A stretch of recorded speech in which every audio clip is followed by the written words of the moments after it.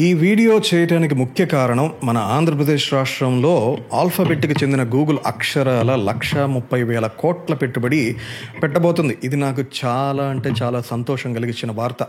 అసలు ఉమ్మడి ప్రభుత్వానికి ఇది ఎంతటి రెవల్యూషనరీ అచీవ్మెంట్ మాటల్లో అయితే ఎక్స్ప్లెయిన్ చేయలేము. బట్ కొంచెం పాస్ట్ హిస్టరీలోని హైలైట్స్ కొన్ని మాట్లాడాలి.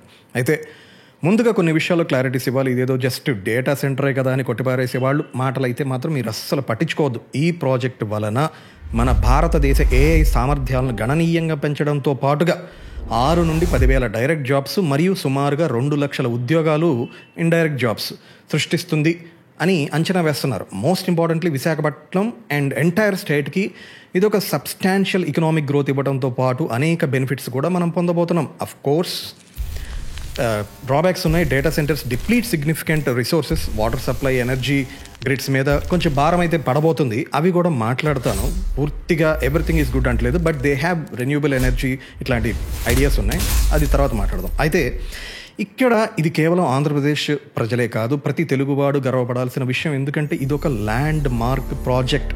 ప్రత్యేకంగా చెప్పక్కర్లేదు, మనం ఇప్పుడు ఉంది ఏఐ టైమ్స్లో ఉన్నాము. అండ్ గూగుల్ ఎలాగో ఫస్ట్ ఏఐ హబ్ని లాంచ్ చేస్తుంది కాబట్టి ఈ వీడియో కూడా ఆల్మోస్ట్ ఏఐ కంటెంట్ ద్వారానే మీకు ఇన్ఫర్మేషన్ మొత్తం ఇవ్వడానికి ప్రయత్నిస్తాను. ముందుగా ఒక ఇంట్రో ఇస్తాను. నెక్స్ట్ లాస్ట్ డికేడ్గా రాష్ట్రం చూసిన కష్టాల్లోని కొన్ని హైలైట్స్, పొలిటికల్ ల్యాండ్స్కేప్లో ఎలా ఫంబుల్ అయింది దాని మీద ఒక బ్రీఫ్ రీక్యాప్ ఇవ్వాలి. ఎందుకంటే పాస్ట్, ప్రజెంట్, ఫ్యూచర్ మూడింటిని అసెస్ చేస్తేనే మనకు ఒక విజన్ వస్తుంది. అంతే కదా, ఎన్నాళ్ళని మనం ఎంతసేపు చంద్రబాబు గారు మాత్రమే విజనరీ అని అంటూ ఉండాలి చెప్పండి, మనం కూడా అవద్దా? సో దీస్ డీటెయిల్స్ గురించి మాట్లాడతాను. దెన్ ఫైనల్లీ ఈ గూగుల్ ఏఐ ప్రాజెక్ట్ గురించి ఒక్క వీడియోలో చెప్తే సరిపోదు కాబట్టి ఇది ఒక మినీ సిరీస్, అంటే ఫ్యాక్చువల్ ఇన్ఫర్మేషన్ని సినిమాటిక్ రిప్రజెంటేషన్తో ఇచ్చే ప్రయత్నం అయితే చేస్తాను. మనం కాలచక్రంలో అత్యంత గొప్ప మలుపుని చూస్తున్నాము. ఇది బిలియన్ల సంవత్సరాల కథ. ఆదిమ యుగం నుండి మొదటి శ్వాస వరకు, రాతి పనిముట్టు నుండి ఇంజిన్ వరకు,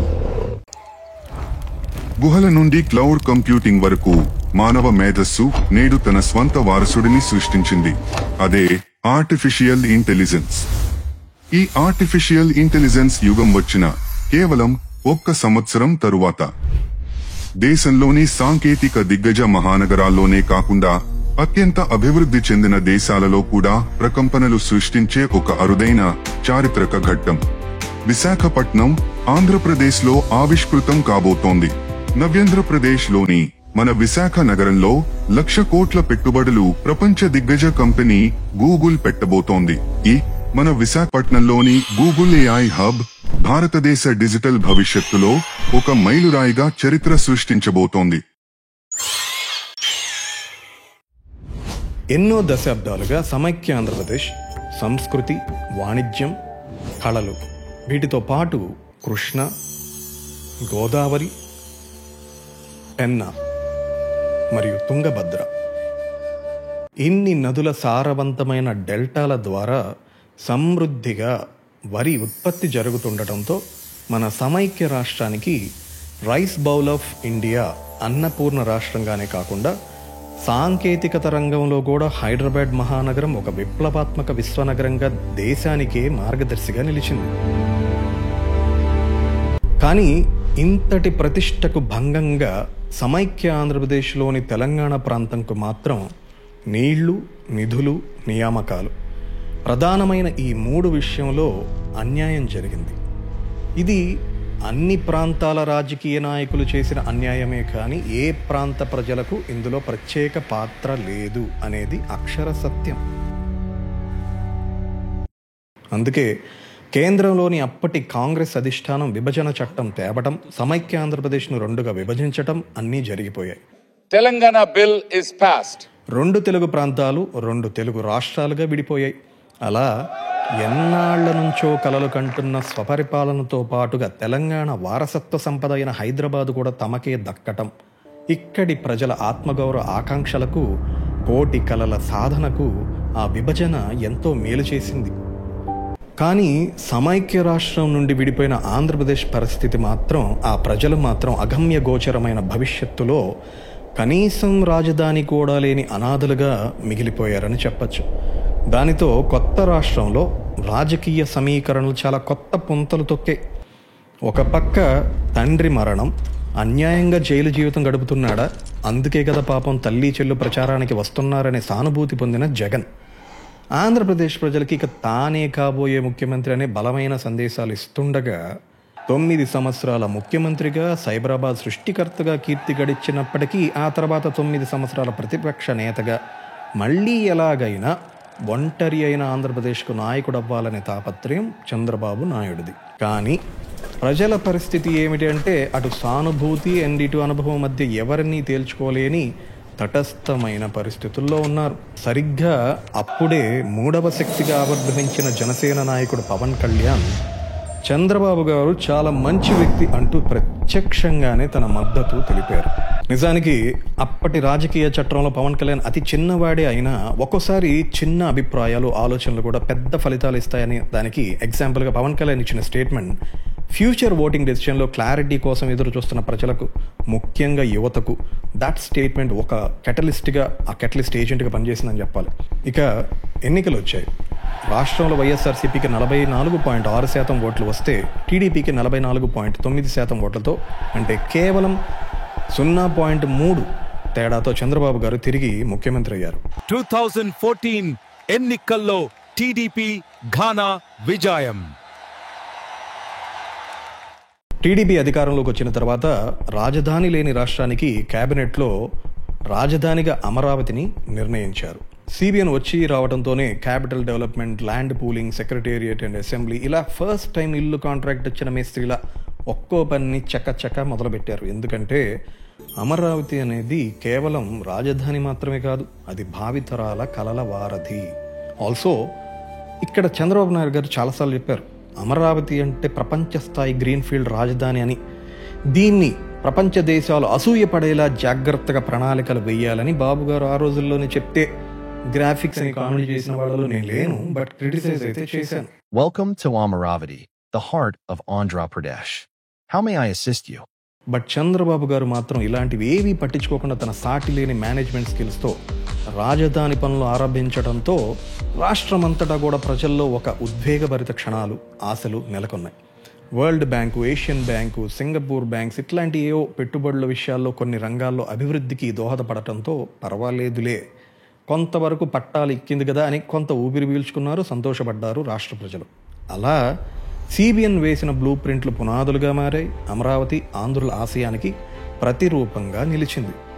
ఇంకో పక్క కేంద్ర ప్రభుత్వం కూడా పోలవరం ప్రాజెక్టుకు అధికారికంగా జాతీయ ప్రాజెక్టు హోదాను కూడా ఇచ్చింది. ఇదంతా ఎందుకు చెప్తున్నాను అంటే మనిషికి గుండె ఎంత ముఖ్యమో రాష్ట్రానికి రాజధాని అంటే కొన్ని కోట్ల గుండెలతో సమానం.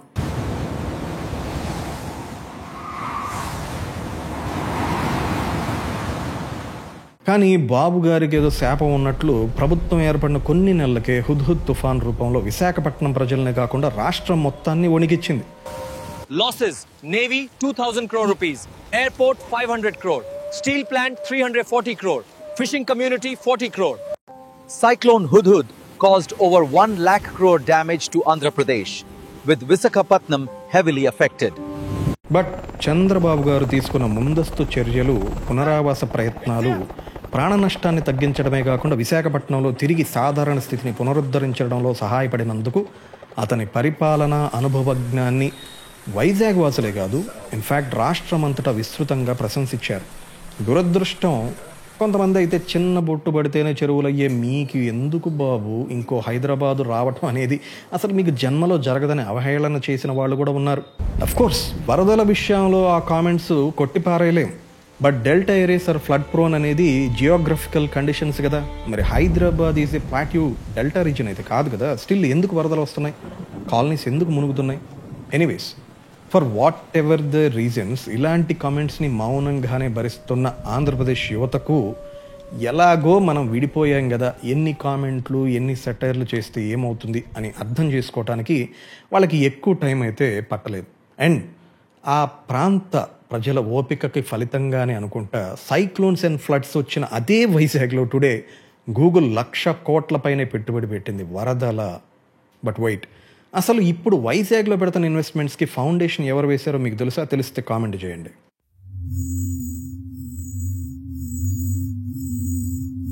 ఎప్పటికైనా వైజాగ్ని ఒక ఐటీ హబ్గా, అంటే నూతన రాష్ట్రానికి ఫైనాన్షియల్ టెక్ క్యాపిటల్గా రూపొందించాలనే సంకల్పంతో విశాఖలో ది మిలేనియం ఐటీ టవర్ సమాచార సాంకేతిక పరిజ్ఞానం వృద్ధి కోసం ఫిబ్రవరి 2019లో ముఖ్యమంత్రి చంద్రబాబు నాయుడు గారే వీటిని ప్రారంభించారు.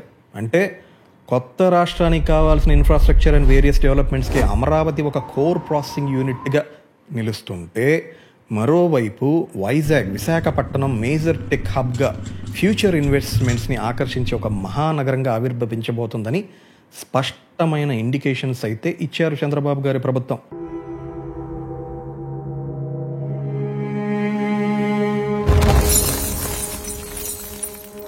కానీ డెస్టినీ హ్యాజ్ అదర్ థాట్స్ అంటూ విధి వేరేలా జోక్యం చేసుకుంది. 2019 ఎన్నికల్లో పొలిటికల్ ల్యాండ్స్కేప్ మొత్తం మారిపోయింది. సిబిఎన్ ప్రభుత్వం అధికారాన్ని కోల్పోయింది. దానితో మళ్ళీ అమరావతి భవిష్యత్తుకి అనిశ్చితంగా మారిపోయింది ఆ భవిష్యత్తు. తొలిసారి ముఖ్యమంత్రి అయిన యువ నాయకుడు వైఎస్ జగన్ తన ప్రభుత్వ నేతృత్వంలో ఒక కొత్త విధానానికి శ్రీకారం చుట్టారు. అందరు చప్పట్లు కొట్టండి. అదే వివాదాస్పదమైన 3 రాజధానుల ప్రతిపాదన. దాని ఫలితం రాష్ట్ర ప్రజల్లో మరింత గందరగోళం. అమరావతిలో ఆగిపోయిన అభివృద్ధి వలన టైడుతో కూడా ఆయన దురదృష్టకర ముద్ర ఏర్పడింది వైఎస్ఆర్సీపీ జగన్ పైన. అప్పుడేమో క్యాపిటల్ లేదు కదా అని కామెంట్స్ చేసిన వాళ్ళు కనీసం జాలైనా మన మీద చూపించేవాళ్ళు ఇప్పుడేమో వాట్ ఈస్ దిస్ 3 ముక్కల, వాట్ ఈస్ దిస్ 3 పేకల ఆట, రాజధాని గోళ ఏమిటి అని ఎగతాళి చేయడం స్టార్ట్ చేశారు. ఇది చిలికి వైజాగ్లో అప్పుడు వచ్చిన హుద్హుద్ తుఫాన్ కంటే ఎక్కువ నష్టమే తెచ్చింది. ఎందుకంటే జస్ట్ ఆంధ్రప్రదేశ్ రాష్ట్ర ప్రజల్లోనే కాకుండా ఈ 3 రాజధానులు అనేది కంట్రీ వైడ్, దేశవ్యాప్తంగా ఒక చేదు నిజంగా స్థిరపడింది.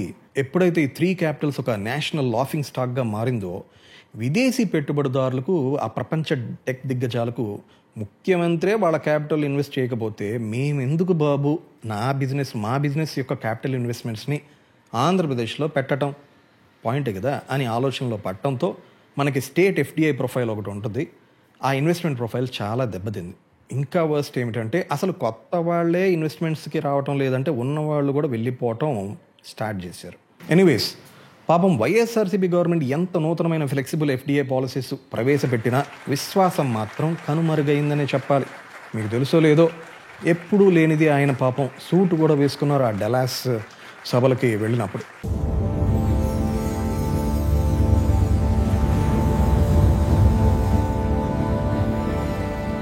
ఒక పొలిటీషియన్ అడ్మినిస్ట్రేషన్ విషయంలో ఫెయిల్ అయితే అతనికి విశ్వసనీయత, నిజాయితీ లేదని ప్రజలు భావిస్తారు. ప్రజల విషయంలో ఎస్పెషల్లీ సంక్షేమమా వర్సెస్ డెవలప్మెంట్ రెండిట్లో దేని మీద ఫోకస్ చేయాలి, ఏది రైటు ఏది రాంగ్, దేనికి ఎంత ప్రయారిటీ ఇవ్వాలి, ఆ డెసిషన్ మేకింగ్ తెలియని వాడు ఎన్నికలు గెలవచ్చేమో కానీ ఎప్పటికీ లీడర్ అయితే అవ్వలేరు. సింపుల్ అండి. మనం ఎప్పుడైనా కూడా ఎక్స్పెరిమెంట్స్ అంటే ఎలుకల మీద ఎక్స్పెరిమెంట్స్ చేస్తామేమో కానీ పసి బిడ్డల మీద అయితే చెయ్యరు కదా. మరి కొత్తగా పుట్టిన రాష్ట్రం అంటే ఒక బిడ్డ లాంటిదే. అది జగన్ ఆలోచించలేదు, కానీ ప్రజలు ఆలోచించారు. ఈ 3 క్యాపిటల్స్ ఇష్యూతో పాటుగా లిక్కర్ పాలసీ పేరుతో ఓన్ బ్రాండ్స్ తేవటం, ఎకానమీ అండ్ రెవెన్యూ విషయంలో రాష్ట్రం పైన high debt and fiscal stress పడింది. రివర్స్ టెండరింగ్ అనేది తీసుకొచ్చి ఆ పోలవరం కూడా మొత్తం స్టాల్ అయ్యింది. అడిషనల్గా ఇంకా చాలా ఇష్యూస్ రావడంతో ప్రజలు తిరిగి ఆలోచనలో పడ్డారు. మోస్ట్ ఇంపార్టెంట్లీ ఈసారి యువత సెల్ఫ్ అనాలిసిస్ చేసుకున్నారు.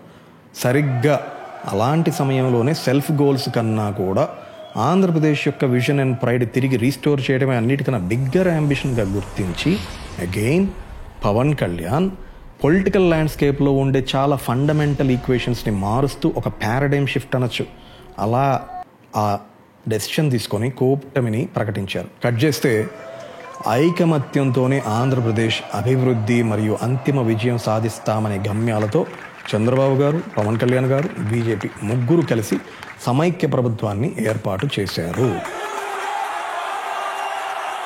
అండ్ దెన్ జస్ట్ 1 ఇయర్ తర్వాత, అంటే నేడు దేశంలోని సాంకేతిక దిగ్గజ మహానగరాలుగా, విశ్వనగరాలుగా ఉన్న రాష్ట్ర నాయకత్వాల్లోనే కాకుండా మోస్ట్ డెవలప్డ్ నేషన్స్లో కూడా ప్రకంపనలు సృష్టించే ఒక అరుదైన చారిత్రాత్మక ఘట్టం మన ఆంధ్రప్రదేశ్లోని విశాఖ కేంద్రంగా జరిగింది.